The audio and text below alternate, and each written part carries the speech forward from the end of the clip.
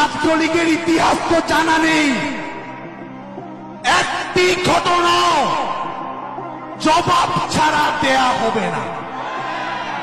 বাংলাদেশ ছাত্রলীগ বাংলাদেশের সকল প্রতিষ্ঠানে শিক্ষার পরিবেশটি স্বাভাবিক রাখার, সাধারণ শিক্ষার্থীদের নিরাপত্তা সুনিশ্চিত করার, সাধারণ শিক্ষার্থীদেরকে যারা গিনিপিগ হিসেবে ব্যবহার করতে আসবে, সাধারণ শিক্ষার্থীদের যারা জোর করে কর্মসূচি নিয়ে দিতে যাবে,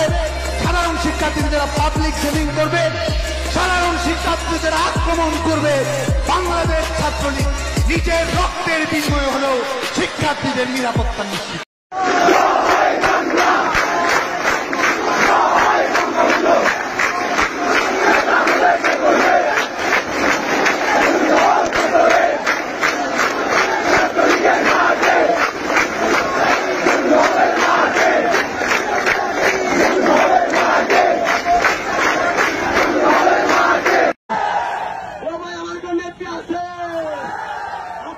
আপনাদের চিত্তরে জামাত বিএনপি কান্ট্রি নেত্রী আছে,